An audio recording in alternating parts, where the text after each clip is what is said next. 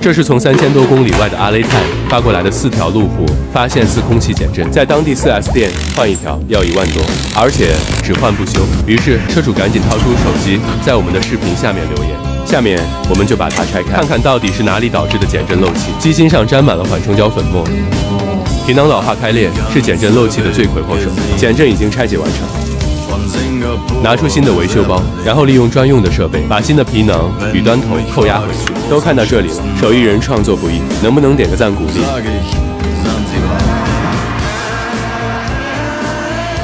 然后把修好的机芯与气包组装回去，